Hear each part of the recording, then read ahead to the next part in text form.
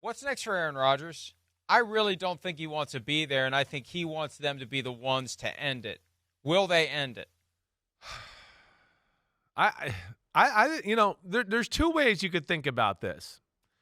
You could think about it as in, okay, Aaron Glenn, I'd like to come in and not deal with that and have a blank slate and kind of build the team I want to, right?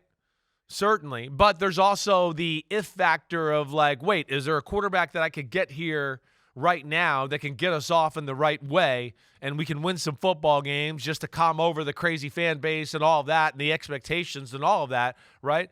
So there's that aspect of, yeah, I could see that being appealing, but there's a big unknown as far as, who are we going to get? There's the other aspect where I could see a defensive head coach going, man, my defense is going to be good. We got some good young offensive pieces, right? Oh, wait, I'm not sure there's a quarterback that hits us in the face right here. We might not be in the spot to draft somebody that we want. How about I get my career going in a positive way with a guy that I know can play the position and do that? And that's, to me, going to be the tough decision. I could see it going either way. I could see logic to either way. But I think if you made me bet, as we sit here right now, Mike, I would say that, yeah, he probably doesn't do the Aaron Rodgers things and moves on. But that's just my gut. That's no inside info there. There's a couple of factors in play here. Number one, the first 2 years of Aaron Glenn's tenure with the Detroit Lions as defensive coordinator entailed facing Aaron Rodgers twice a year. Right. Game planning for Aaron Rodgers. Studying him on film, understanding what he can do. And if he goes back to his recollections of the effort to get ready to face the Packer those 2 seasons and then studies what he's done this past year, because obviously he only had 4 snaps in 2023, and compares like how different, how similar are the guys. And then he's got his wealth of knowledge from being in the NFL about all the things that people have said about Aaron Rodgers, the things he has said, the controversies he's gotten himself into, the snide comments he's made on McAfee's show about Woody Johnson, where I think he's just a little, death by 1,000 little jabs. Make a little jab to piss the guy off to the point where he just says, I'm done with him. I feel like that's what he's been doing. And I could see Aaron Glenn sitting down with Aaron Rodgers. And look, if your phone rings, Aaron, don't do the whole, you don't, I have bad cell service. No. You better answer the phone call from Aaron Glenn. Because I think Aaron Glenn will sit down with him and be very direct with him and maybe at some point say, listen, let's not play games here. Do you want to be here or not? Aaron to Aaron, do you want to be here or not? And I don't know. I think Glenn can smoke out what he really wants, and then they can make a decision accordingly, if they even are inclined to bring him back. I don't think they should be. He was the catalyst to get the other 2 guys fired. They made this decision, and the fact that it didn't work is the main reason why Robert Saleh and Joe Douglas are gone. I hear you there. And it's a big discussion, right? Aaron Glenn is coming from a place where he did have a veteran quarterback come there to help them start out their run, right, in Detroit with Jared Goff, even though that was certainly iffy and they turned him around and we didn't know how that would go, but they won that experiment. So I can see him going, the veteran quarterback thing, that might be a good way to kind of just usher me into some positive vibes here in New York.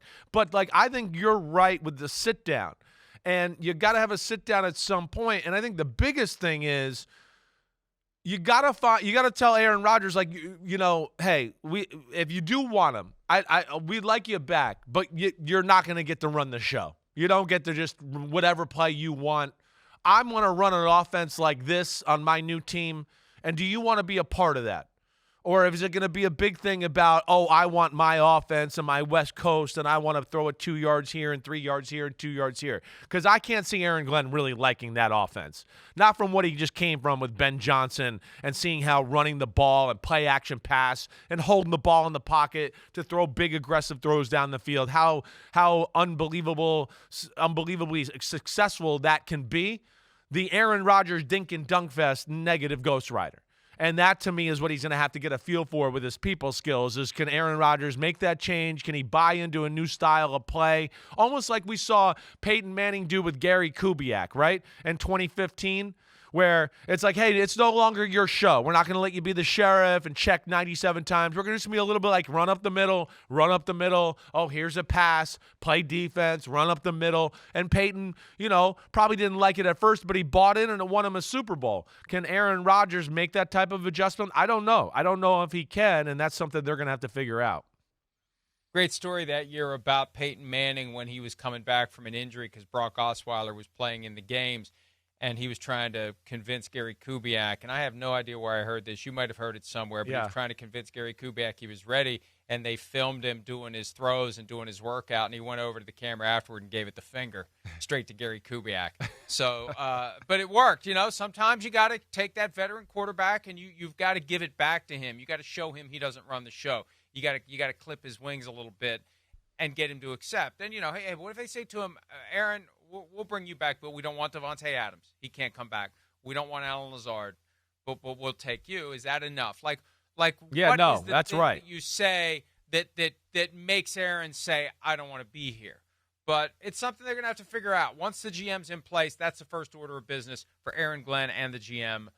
Do we want Aaron Rodgers or not? And I think there's also a risk that they say, we want you, and he says, I retire.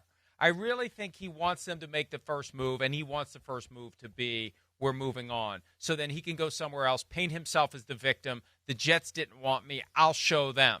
Well, he didn't want the Jets, but that's not nearly as compelling of a story as they didn't want me. I'm going to go somewhere else, and I'm going to be on a team that's better than the Jets. So it's going to be a storyline. And if the Jets don't keep him, they need to find a quarterback. Hi, it's Mike Florio. Thanks for watching PFT on YouTube. Hit subscribe for the latest news and analysis from Pro Football Talk.